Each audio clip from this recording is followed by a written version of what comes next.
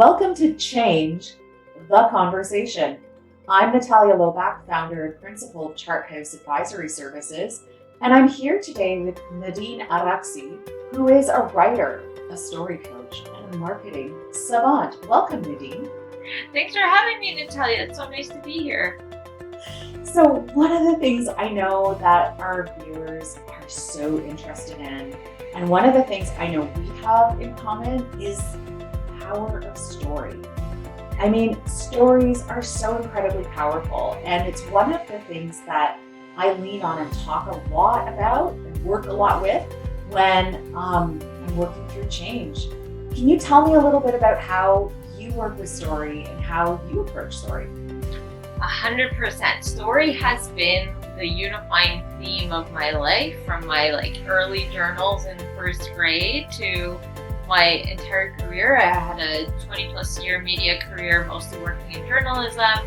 I became a product manager, which is about user stories, a completely different form of storytelling. If you're in business, you might be telling stories through spreadsheets or PowerPoints. It's all storytelling. And what I love about story is it's a very human, it's how we connect as humans.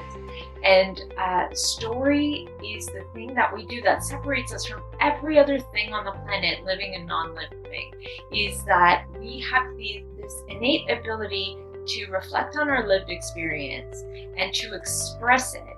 And often in a way that either makes people feel understood or seen, or in ways that share ideas or pushing the envelope or creating innovation, getting people on side. Story is at the root of it. If I say to you, Natalia, I'm going to tell you a story, you're going to lean in. I am leaning in right away. Exactly, right?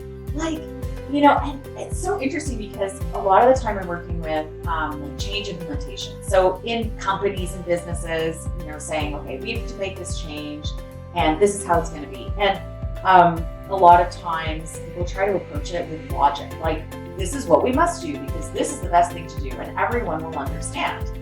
And story is so important, and trying to help people understand the power of that.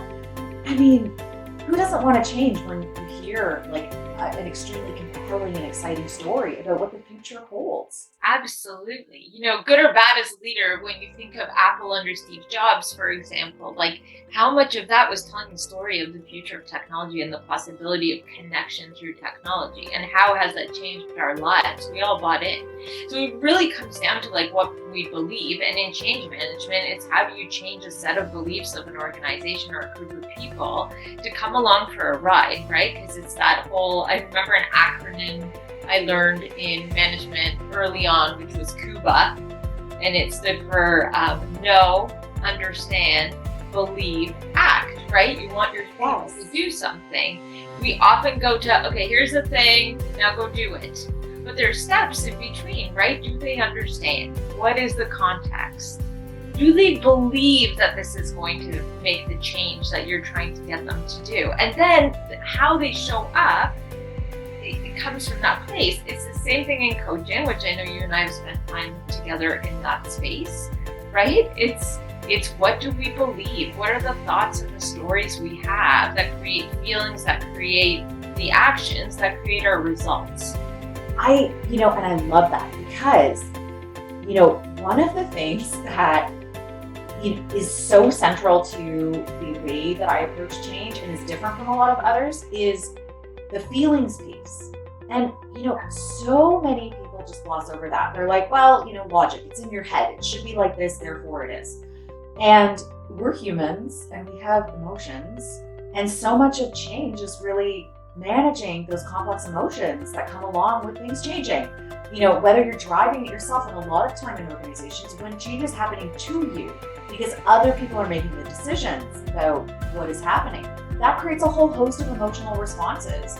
And emotional responses create stories. How do we talk about those responses, right? 100%.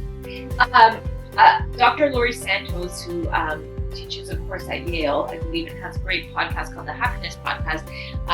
She had an episode in one of her recent seasons called Emotions Are Data. Data.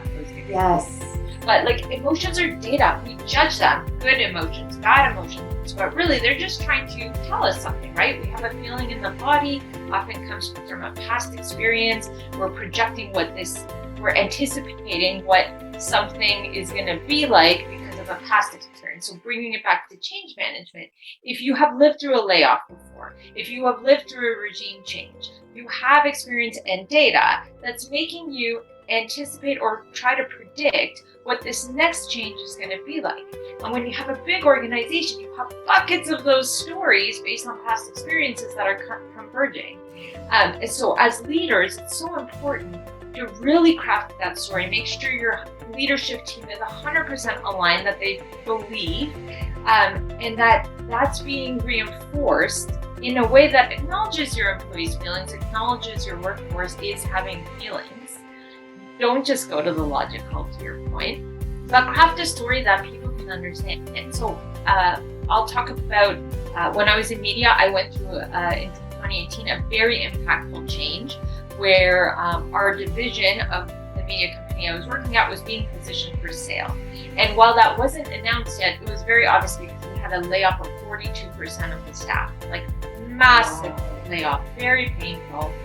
We don't talk about trauma at work, right? But that can be very traumatic. If you are a team of 10 and 6 of you come back the next day to find 4 people no longer have a job, there's guilt that comes with that. There's oh my gosh, how are we going to get the work done? There's what does this mean for me? And then we start building stories, right? Mm-hmm. If a leadership team has their crap together, they will be able to say, yes, I acknowledge this is painful.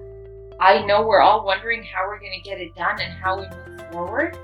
But we're here and we're going to help work through that. And your ideas are going to help influence what this looks like, right? When we did ultimately get sold, it was very much people were worried about, again, what will this mean for me? Yes. And I would say to people, there's a beautiful quote by the poet Rumi that is sort of says, don't worry if your life is turning upside down. How do you know the side to come isn't better than the one you're on? Something like that. That's paraphrasing. I'm destroying it probably, but all good. I'll make sure that I link that so that people who are watching have a reference. But that's beautiful, and it's true, right? We tell ourselves these stories about fear, and let that fear start to, tell us how things are going to be terrible, how scared we are, and truthfully, there's opportunity to look at things differently.